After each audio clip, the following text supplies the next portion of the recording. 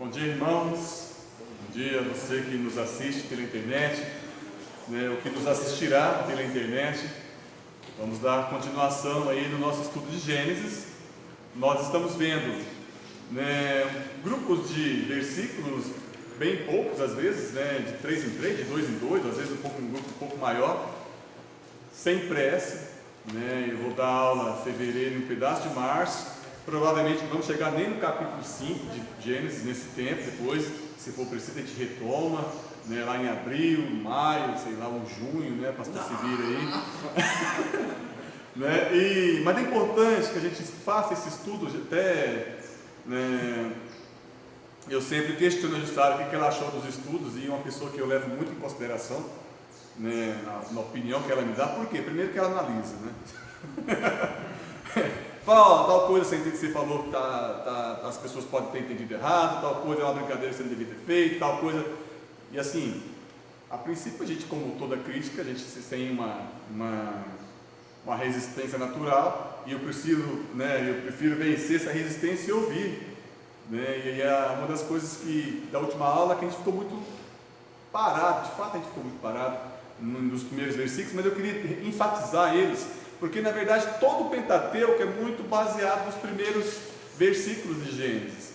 E é importante que os irmãos façam essa correlação destes textos tão basilares, tão fundamentais, com os outros textos da Bíblia. Na verdade, se tirar os primeiros 2 capítulos de Gênesis, os 3 capítulos de Gênesis, na verdade, porque o capítulo 3 é o capítulo mais trágico da Bíblia, que é a queda do homem.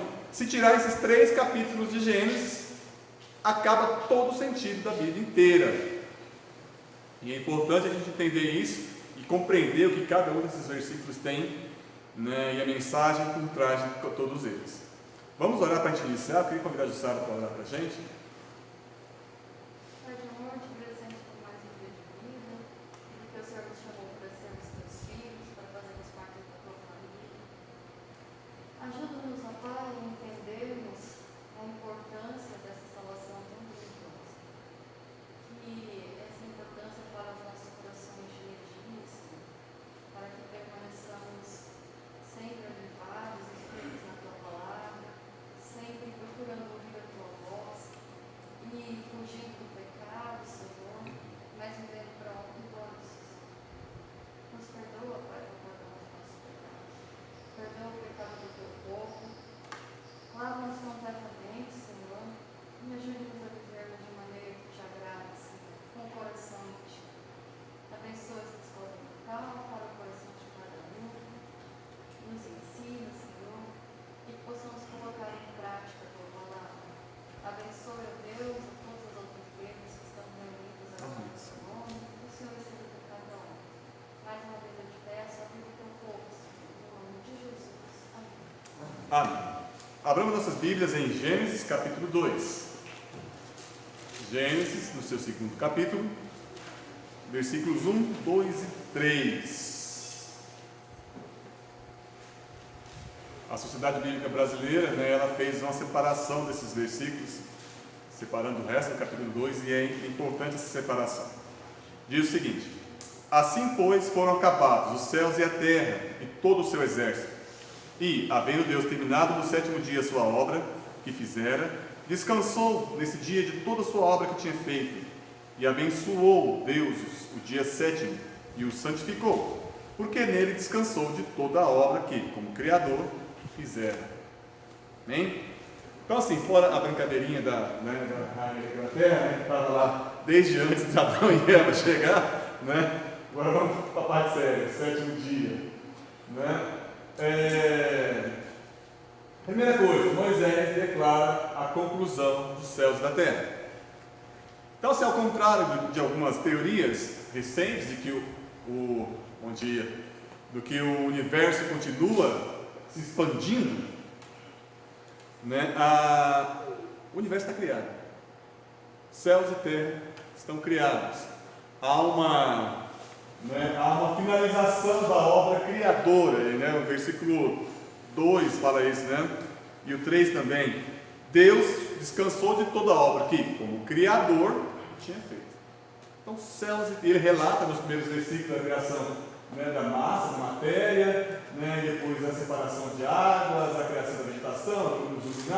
peixes e os animais terrestres. E aí fala, acabou. Ou seja, o universo está pronto. Tudo aquilo que a gente entende dos bilhões de anos-luz que separa, né, um extremo da galáxia da outra, está pronto. E é interessante que é um verso só. Assim, pois, foram acabados. E é importante esse versículo, nós vamos ver mais para frente, para a gente ter a consciência de que nós estamos nas mãos de um Deus que fez tudo.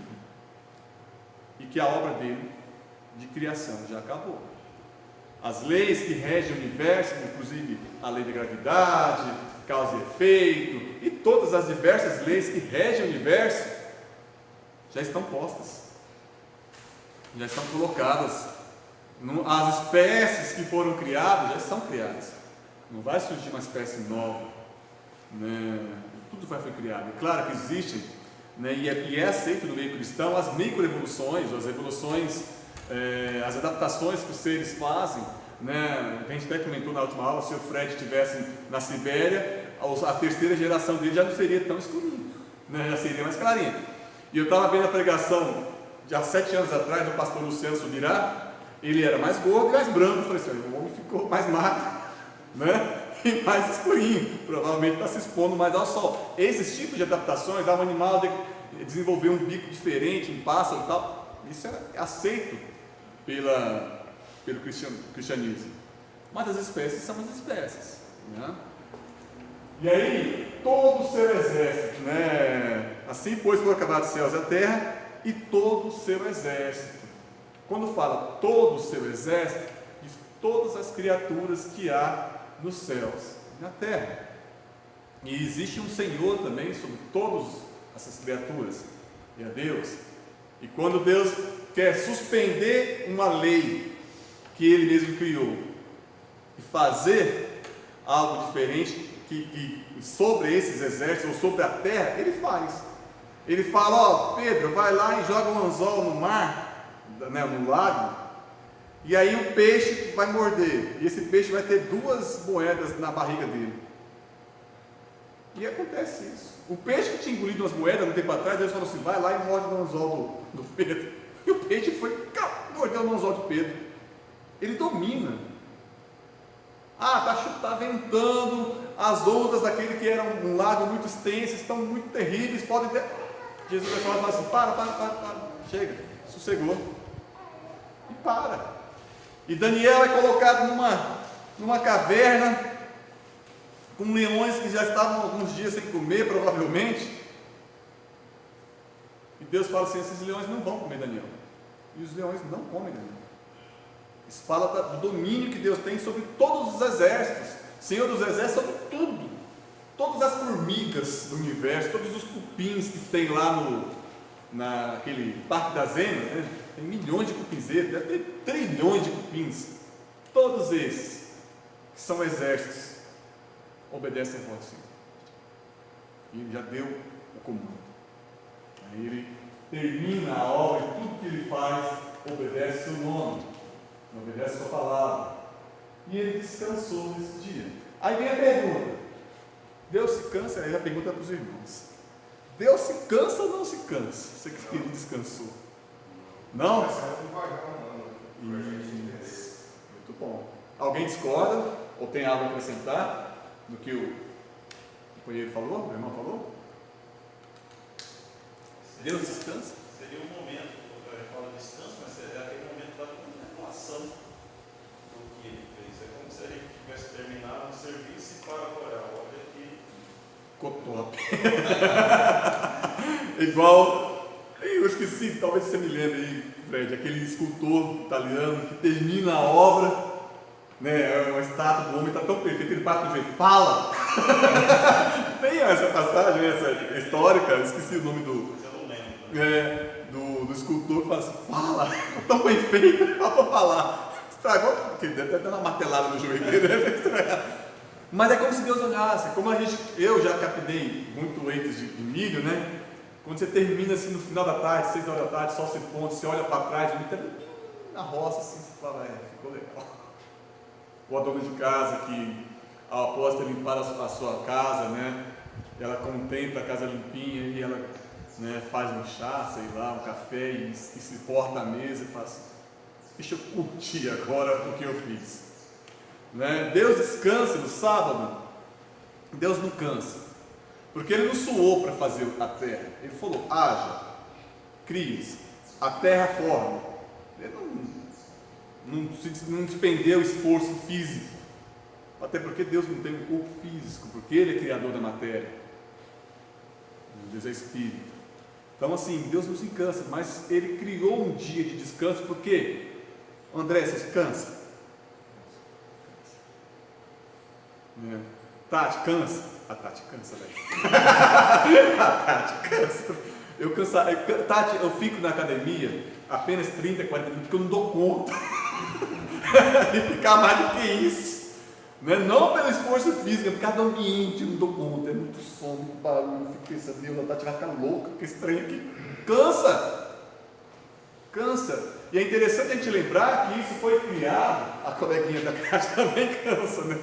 Isso foi criado antes do pecado, ou seja, a criatura, né, homem e todos os animais que servem ao homem se cansariam do trabalho, porque o trabalho ele existe desde antes do pecado, porque aqui relata antes do pecado, e ele vai continuar existindo depois que Jesus voltar.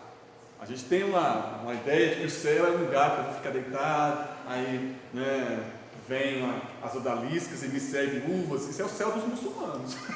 14 virgens para me servir uvas e não sei o quê. Isso é o céu dos muçulmanos. Se você se explodir, né, e em nome de Alá, você vai ter um céu. Esse é um céu deturpado que não é o céu da cristandade. O céu da cristandade é um novo céu, uma nova terra, onde nós, né, vamos readquirir, né, o nosso papel fundamental lá do jardim do Éden. Guardar e cuidar. E continuar cumprindo nosso mandato cultural de dominar sobre céus e terra. E o trabalho vai voltar. Então assim, Deus não se cansa, mas nós nos cansamos. E aí, gente, descansar significa que Ele encerrou a sua obra como Criador. Estava tudo pronto. E como o Fred bem disse, Ele foi contemplar. Ele já não tinha mais o que criar. A criação estava pronta, do jeito perfeito, cumprindo um propósito para qual foi criada. Quando ele fala assim, muito bom, e Deus viu que era bom, e depois que Deus criou o homem, Deus viu que era muito bom. Ou seja, cada um daqueles elementos criados cumpria um propósito. Muito bom é quando você cumpre o propósito para o qual foi criado. Quando Jesus fala, eis que vos dou vida e vida em abundância, não é que você vai viver muito tempo, mas é que você vai viver dentro do propósito para o qual você foi criado. Quem assistiu aquele filme Soul, da Disney+, que o cara é trompetista? Você assistiu, Nathan? O cara é trompetista e de repente no dia do concerto, que ele sempre sonhou, que ele treinou a vida inteira, trompetista é pianista, né? Ele morre. Na tarde. Não, spoiler. Hã?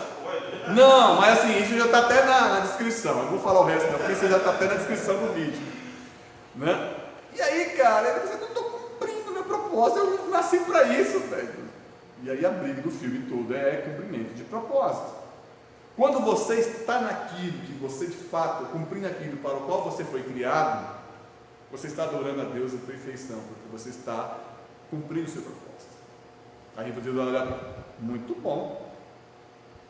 Um dentista cristão é um dentista que faz uma obturação perfeita e com o trabalho dele ele honra a Deus e ele cumpre o propósito para o qual ele foi criado, porque todos nós, né, fomos criados para servir a Deus e servir ao próximo, seja ele cristão ou não.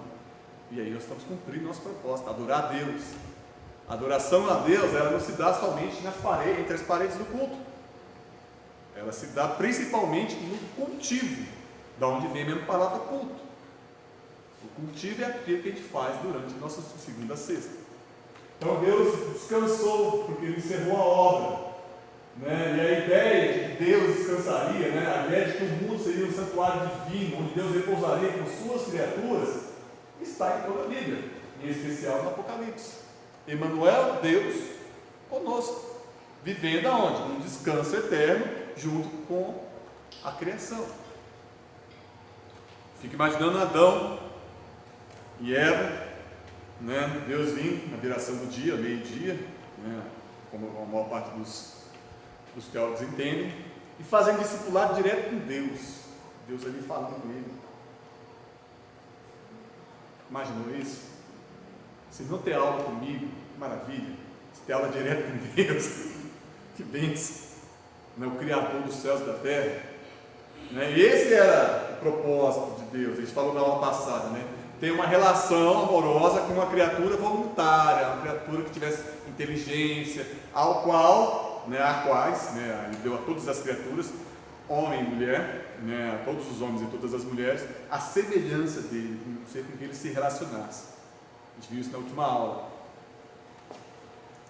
E aí, gente, o sétimo dia não termina, ao contrário dos outros 6 dias, houve tarde e manhã, e o dia acabou. O sétimo dia não termina, não houve tarde e manhã, e acabou o último dia. Quais as implicações que vocês acham que isso tem? Por que Moisés não fala no sétimo dia, houve tarde, manhã e findou-se o dia? Por que no sétimo dia isso não acontece? O que os seus irmãos pensam? Irmãos que participaram de todas as aulas e os que não participaram também. O que vocês acham? Por que o sétimo dia não existe essa expressão?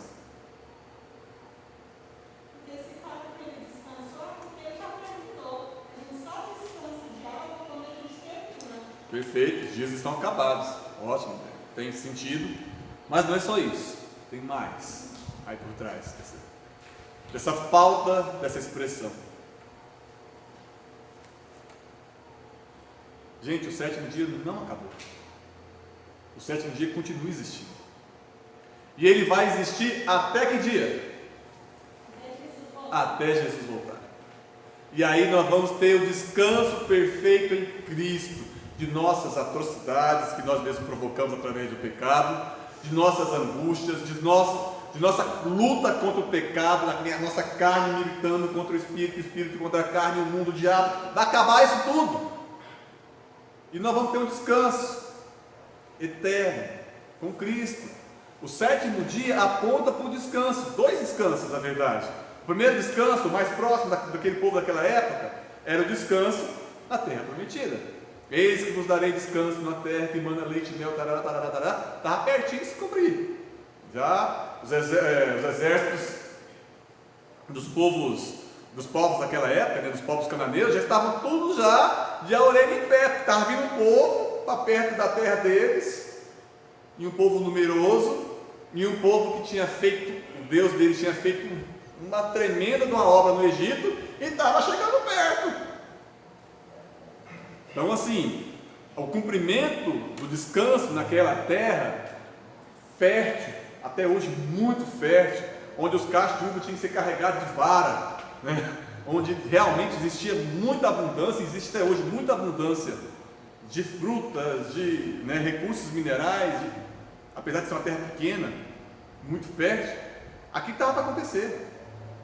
Mas a gente vai ver no texto mais referente a esse texto aqui no Novo Testamento, que é Hebreus, que o cumprimento total não era naquela terra prometida, era no outro dia, que é o dia que Eunice falou, o dia que Jesus vai voltar. E aí Deus repousará com a sua criação em novos céus e nova terra. O sétimo dia foi criado para o homem, né? Exatamente, e não o homem para o sétimo dia. O sétimo dia ele foi criado para que o homem tivesse descanso.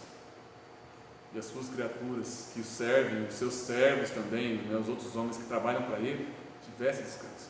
A nação, vamos ver isso mais para frente, provavelmente, mas já dando spoiler do próximo slide, a nação israelita era a única naquela época que tinha semana. 7 dias e um sétimo dia seria um dia de descanso. Era a única. Na verdade, eu estudei um pouco sobre isso, Mesopotâmia, que os povos daquela época acreditavam que os dias múltiplos de 7 eram dias amaldiçoados, dias que dava azar. 7, 14, 21, 28 eram dias que dava azar. Já tinha a contagem do mês. Não dias de descanso, era dia que você tinha que estar mais esperto, porque você passou perto de um gato preto, no sétimo dia você já estava igual a sexta-feira 13 até hoje, Passar debaixo da escada no 7º dia era quase condenação à morte naquela época. Mas não, na cultura judaico-cristã, o 7º dia é um dia abençoado. Nós vamos ver isso mais para frente. Né? O número 7, inclusive, né? Sim, o número da perfeição, o número que mostra. E assim, e a perfeição é de fato quando o descanso de Deus e com o seu povo acontecerá. Porque nós estamos na época do já, mas ainda não. Né? Nós estamos na época do já desfrutando de todas as bênçãos que Cristo conquistou na cruz, mas ainda não desfrutamos de todas as bênçãos que Cristo conquistou na cruz. Nós já podemos, nós já nos apostamos numa paz que só Cristo pode dar. Nós já temos acesso a um poder, né, que traz tranquilidade ao meu coração, que traz paz ao meu coração, que traz descanso para o meu coração, que é a minha conversão em Cristo e a minha relação com o Espírito Santo e com a sua palavra. Mas eu ainda não venci o pecado totalmente, porque eu ainda estou, né, Cristo ainda não voltou. Então assim, o 7º dia não terminou, e quando ele terminar, ou quando ele acontecer de fato em sua plenitude, vamos dizer assim, novamente, vai ser um dia perfeito. Um dia perfeito. Um dia que separarão-se, né, os que são de Deus e os que não são de Deus, e Deus vai vir morar com a gente.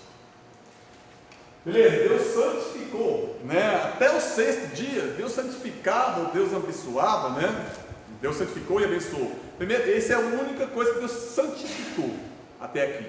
Ele separou. Santificar significa separar. Algo santo é algo separado. Então Deus santificou esse 7º dia. É como se Deus falasse assim: ó, esses 6 dias vocês tirem para você, mas esse é separado, esse é meu.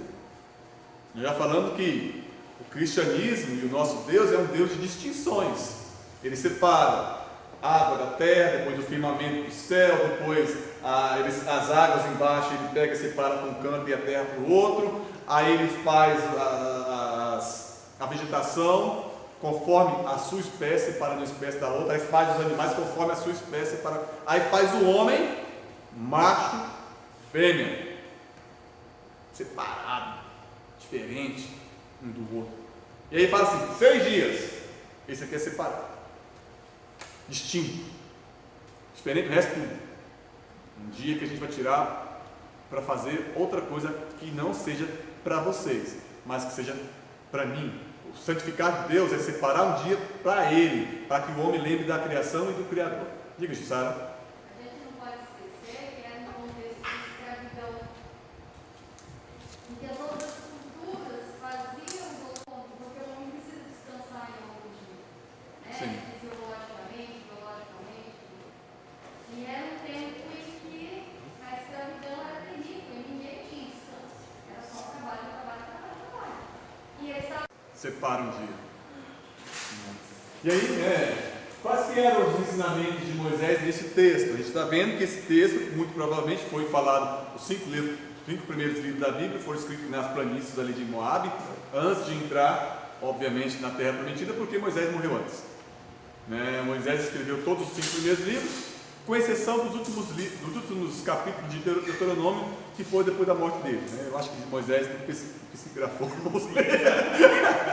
para Josué, muito provavelmente isso não aconteceu, com certeza não. Mas, então assim, aquele povo estava ali prestes a entrar na Terra Prometida. E o que Moisés queria ensinar com isso? Primeiro, o mundo está pronto, aula completa. Tem uma série na Netflix, Cidade Invisível, Jussá até ficou assustado com Cidade Invisível, que é uma série brasileira que fala sobre os grandes mitos brasileiros, do folclore brasileiro, Boitatá, Mula Sem Cabeça, Saci, Curupira e por aí vai. E aí traz esses seres imaginários para a atualidade. Aí Saci vive no Rio de Janeiro, na favela e tal. É até interessante. O moço que vira boto, que vira o moço que engravida as meninas que moram na beira do rio, tudo aquilo, esse lendário aí brasileiro, esse folclore brasileiro está ali. E tem gente que tem medo até hoje dessas coisas, tem medo do escuro, tem medo da assombração, tem medo de vampiro, do lobisomem. E aí, essas crendices naquela época deviam ser ainda mais poderoso. Mas ele fala assim: ó, esquece, Deus fez o mundo desse jeitinho aqui, acabou. Não vão surgir criaturas lendárias. Existe um Deus que está no controle de tudo. Não é Thor que está ali dominando o trovão. Foi Deus que fez as nuvens, os céus, a terra. Você pode estudar o trovão, aproveitar entender como é que funciona, porque é Deus que está lá no comando. Então Deus está no controle de tudo. Deus conhece e controla o mundo.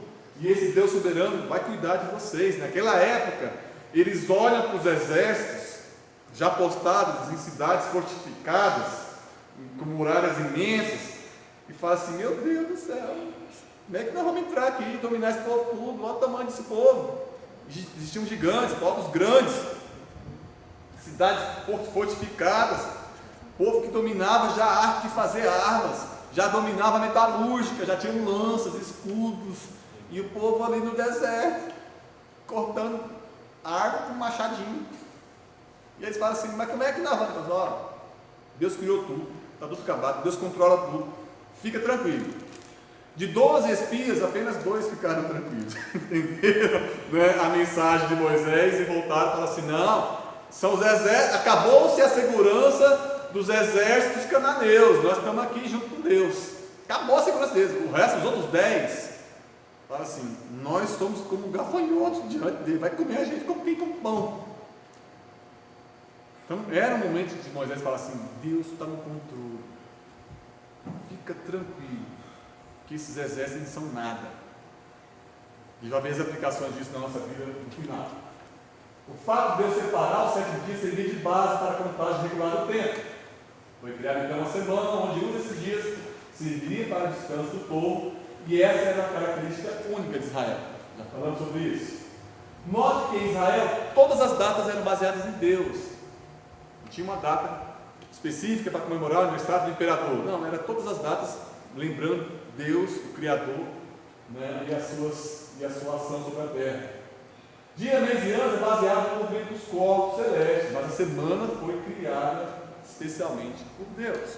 O ano já era contado nos outros povos mesopotâmicos, egípcios, todo mundo já tinha um ano, porque era baseado no movimento dos cosmos e tal, mas semana foi criação de Deus, mostrando que Deus está no controle do tempo dos seus filhos.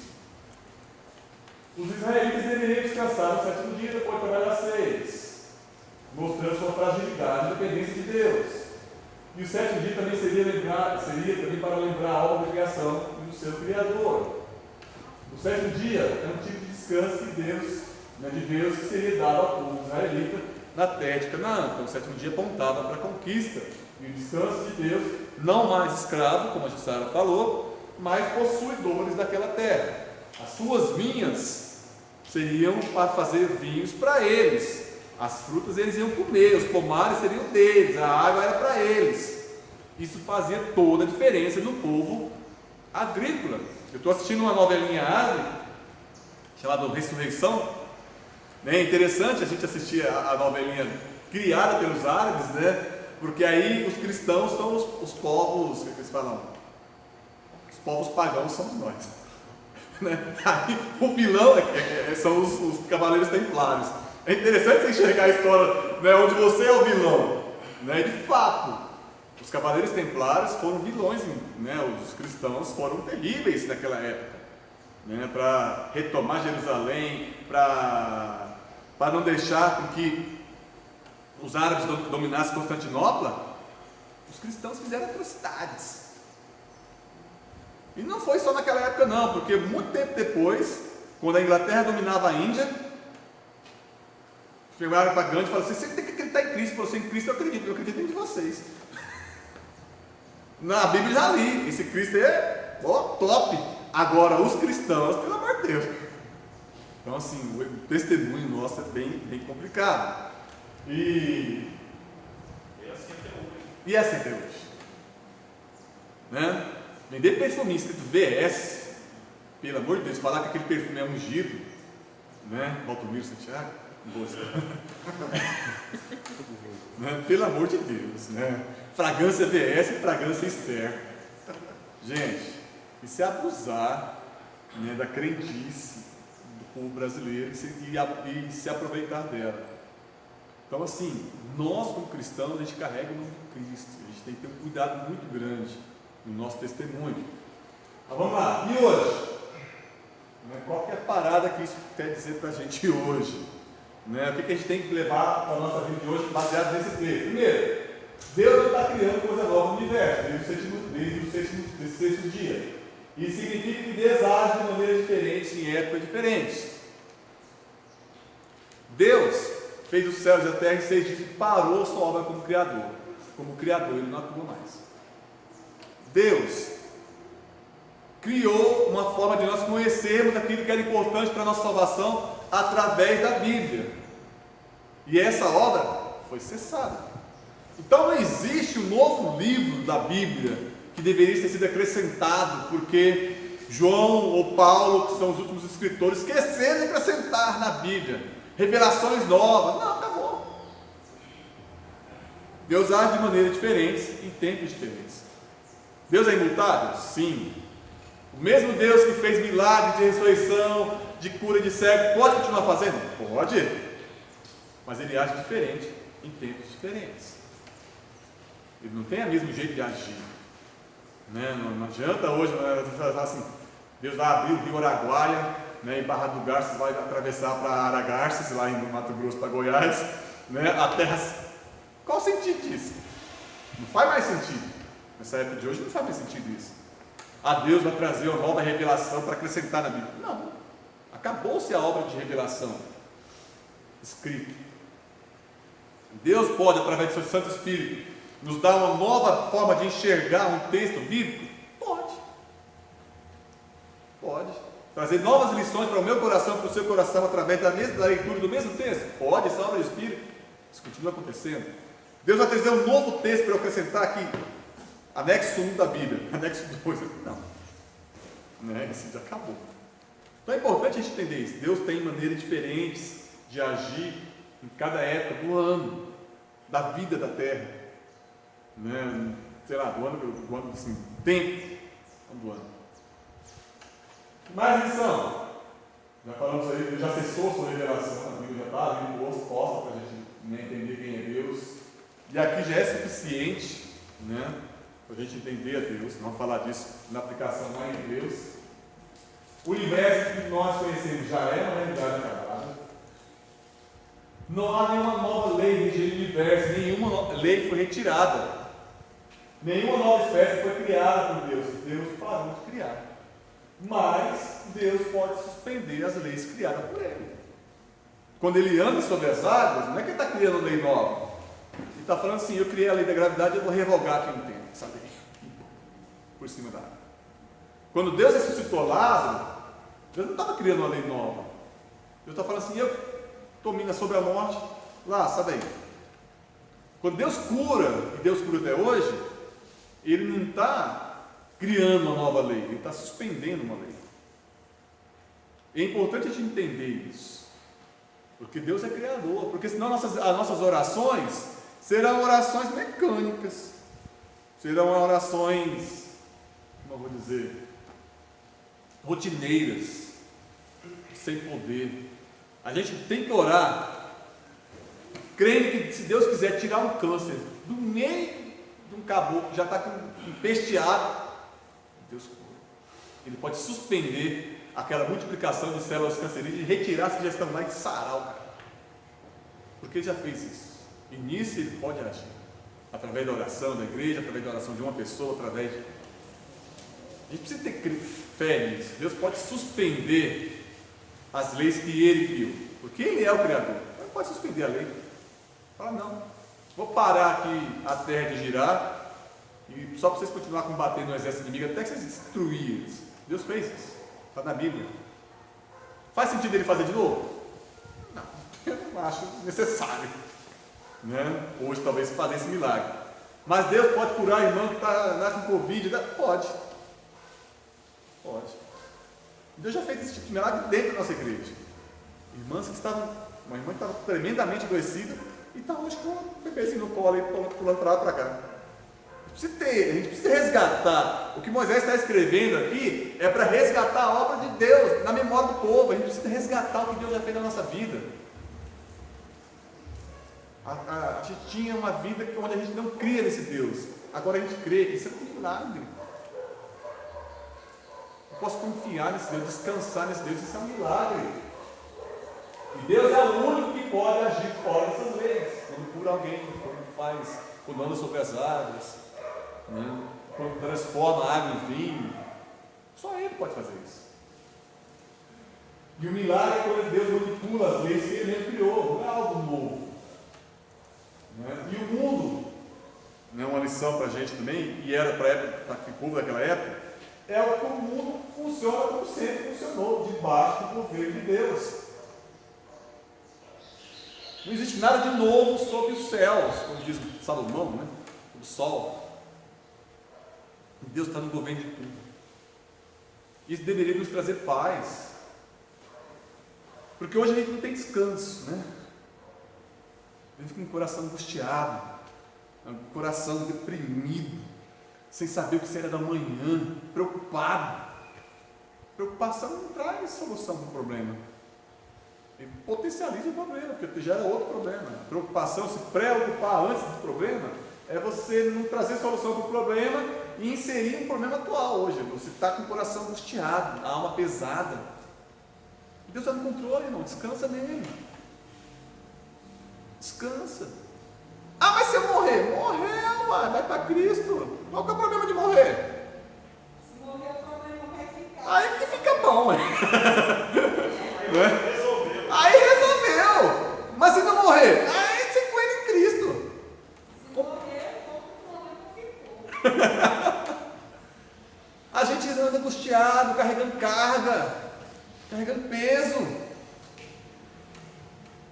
E nós não conseguimos alcançar um já. Se nós já estamos no já, mas ainda não, o já fala: trazei as aflições e descarrega aos pés da cruz, porque eu quero carregar os seus fardos. Isso a gente já tem posse hoje. Isso não precisa do dia perfeito, no dia que Jesus voltar, a gente tomar posse. Isso, como cristãos, a gente pode descansar em Cristo já. A gente pode se livrar da ansiedade já.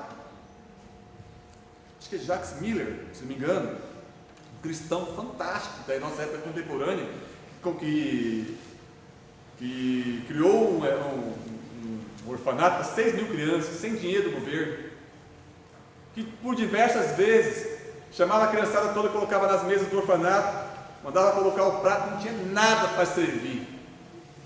Aquela meninada, pensa, essas criançadas tudo na frente do prato vazio, e ele fala assim: ora para agradecer. E a meninada,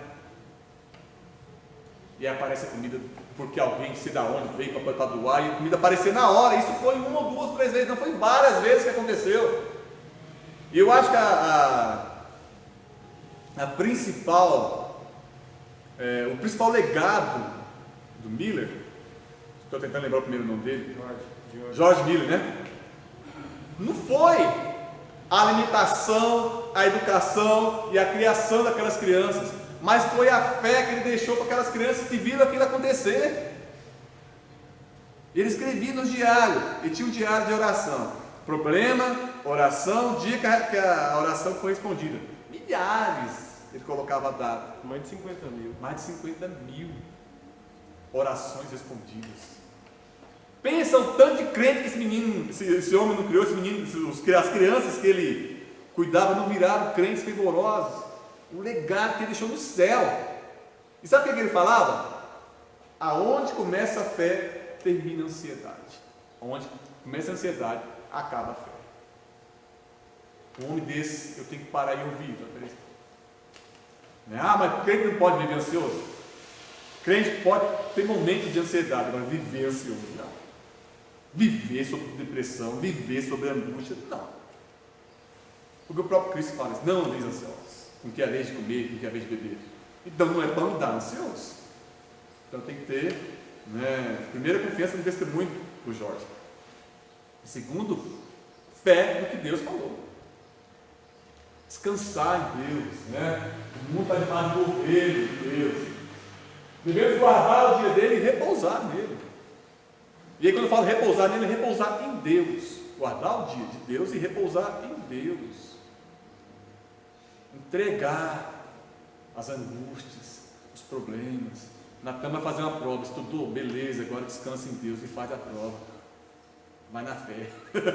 Estudou primeiro. Mas descansa. Né? Descansa em Deus. A separação do sétimo dia vem antes da queda. E o sétimo dia é a mais antiga instituição religiosa que existe. Foi a primeira. Deus instituiu o sétimo dia, santificou, ou seja, separou para Ele e abençoou. Foi o único dia que Deus abençoou.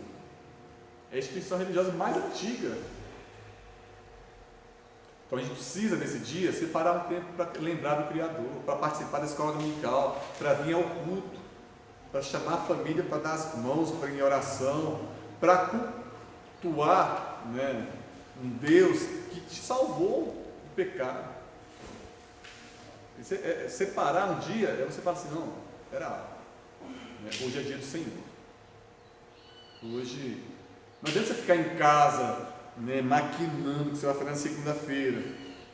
Você precisa parar, esquece os problemas. O boleto vai vencer no dia tal, no dia 1º, esquece. Hoje é dia de Deus. Amanhã a gente preocupa com o boleto. Hoje é dia de Deus. Você precisa disso, irmão. Nós precisamos disso. Nosso maior cansaço hoje é mental, é emocional. A gente precisa descansar. E Deus fala, descansa em mim. Descansa em mim, relaxa. Eu sou por ti. Ah, mas pode ser que roube tua casa. Na época que a igreja começou, os romanos entravam e faziam era matar os filhos, tudo, roubar as posses dos cristãos e expulsar eles. E isso estava sob o domínio de Deus. Eu falei assim, agora vai esparramar esse povo para ele falar de mim para os povos pagãos. Porque senão a igreja tinha que ficar em Jerusalém, quietinho dentro de casa. Então assim, até na angústia Deus está no controle. E essa angústia pode nos machucar, mas não nos destruir. Não nos destruir. Jesus terminou a obra da redenção. A salvação, a obra dele já está pronta. É só a gente crer nela. E hoje está em seu descanso eterno, sentado no trono do universo. Ou seja, Jesus já está entronizado, só aguardando finalizar o tempo. Lá em Apocalipse a gente lê assim, as almas estão falando, e aí Jesus, vamos lá, eu quero voltar para o povo. E Jesus fala assim, calma, que ainda não se completou o número, ainda falta converter fulaninho e tal, está lá, dia tal ele vai converter. Nossos irmãos que morreram antes da gente, que a gente não morreu ainda, né? Estão lá, Jesus, vamos, acelera. Vamos lá. Os irmãozinhos nossos estão doidinhos para o trem acabar. E Jesus fala, não, espera lá, não se completou os dias. Tem mais um ainda para converter. Para completar o número de filhos meus que eu morri para salvar. Então sim, Deus já terminou a obra dele. Ele já está descansando. Só falta agora, né, nós sermos alcançados por ela e essa terra ser restaurada. E o sábado aponta para o nosso repouso final junto com Cristo. E eu queria convidar os irmãos a abrirem suas Bíblias na carta de Hebreus, seu capítulo 4.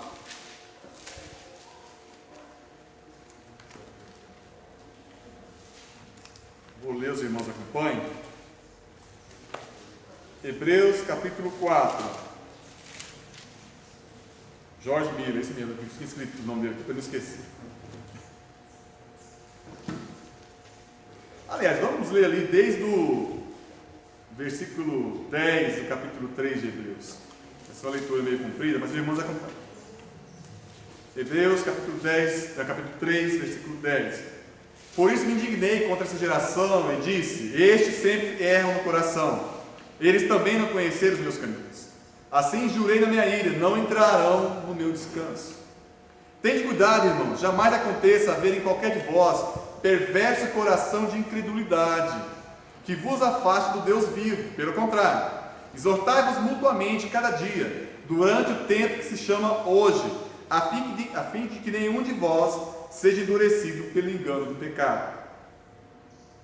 Porque nós nos temos tornado participantes de Cristo, se de fato guardarmos firme até o fim a confiança que desde o princípio tivemos, enquanto se diz, hoje, se ouvides a sua voz, não endureçais o vosso coração como foi na provocação.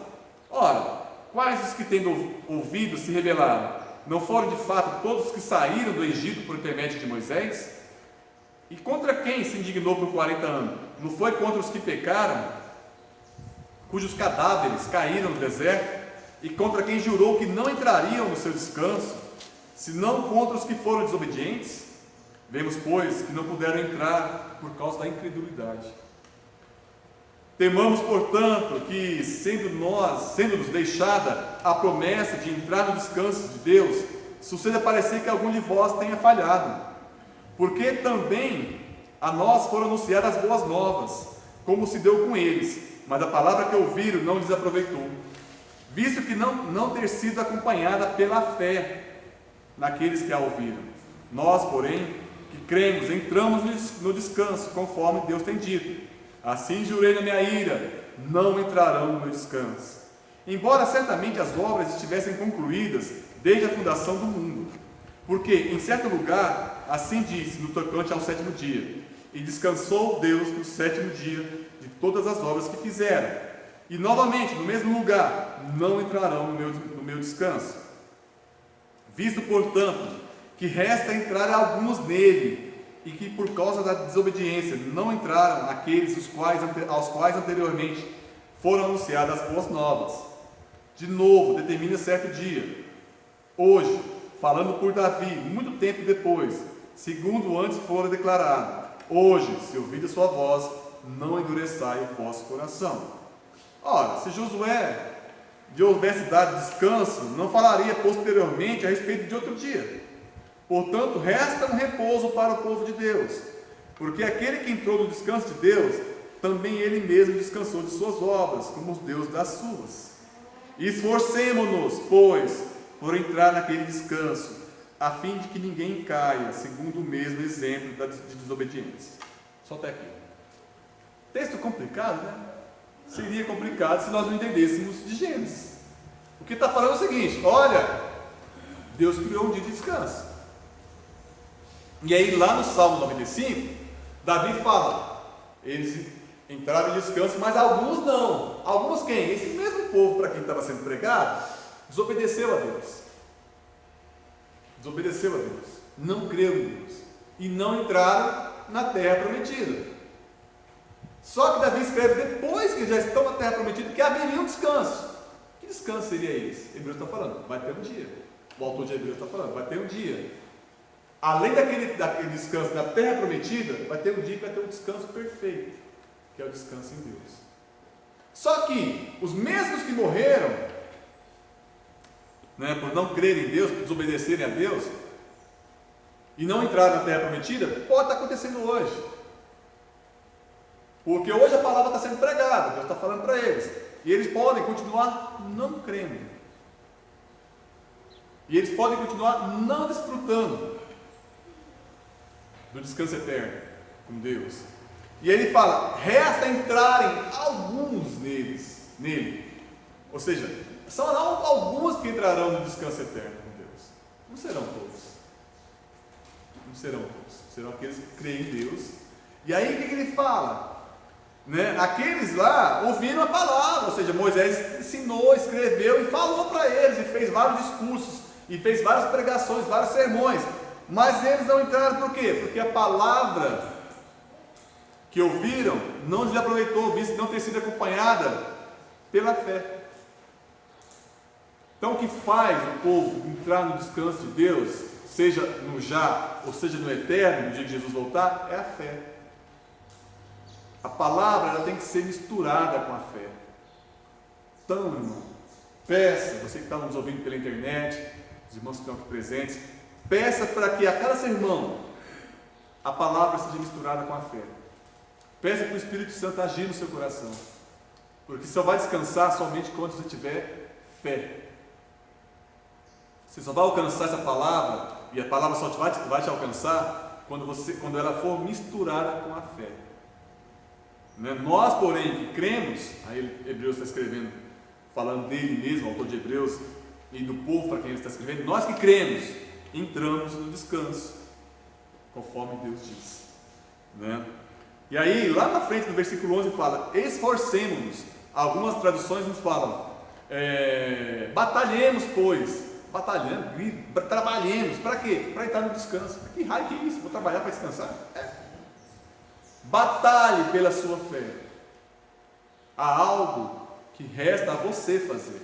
Quando ele fala batalhemos, esforcemos-nos, ou trabalhemos, né, pois para entrar no descanso, né, ele está falando, olha, Deus fez a obra dele, completou a obra dele. Você pode alcançar o descanso eterno somente pela palavra de Deus e pelo esforço de Cristo, pela obra de Cristo, né, pelo trabalho muito penoso de Cristo, que lhe trouxe uma recompensa que somos nós. Mas resta algo para você fazer. E aí ele está falando dos instrumentos, né, da fé, ou dos instrumentos de piedade, ou das ferramentas, né, deixadas por Deus para que nós trabalhemos a nossa fé, que é a leitura da Bíblia, a comunhão com os santos e a oração. Os meios de graça. Obrigado, eu estava tentando lembrar essa expressão. Os meios de graça. Então resta algo, né? Nós podemos encontrar o descanso? Devemos, mas devemos trabalhar para alcançar esse descanso. E as nossas ferramentas são leitura da palavra de Deus, oração, comunhão com os santos. Jejum, algo tão esquecido, né? Reunião de oração, vigília. Por que o povo anda tão angustiado? Porque o povo não faz vigília mais de oração. Culto doméstico, oração em casa, e por aí vai. Instrumentos de graça aos quais nós estamos negligenciando como povo de Deus e estamos sofrendo a consequência. E a consequência vem mesmo, porque Deus é um Deus de verdade. Ele deixou meios para os quais nós encantemos o descanso nele, aos quais nós devemos nos esforçar, batalhar, trabalhar. Se nós não fazemos, nós não vamos alcançar esse descanso. E aí os nossos jovens não vão ter esse descanso, nossa igreja não vai ter esse descanso. Nós vamos perder o paraíso na terra, o qual Deus já nos deu acesso. Deus já deu acesso para você ao paraíso. Tem uma música, tudo bem que os cantores são de outra igreja, mas é uma música fantástica, do grupo Prisma, que fala o seguinte: o céu é aqui quando eu me ajoelho para orar, o céu é aqui quando eu estou com os irmãos, o céu é aqui quando eu tenho intimidade com Deus, o céu é aqui. E é bonito, tá? E é lindo, você conhece? Bonito demais da conta. E é verdade.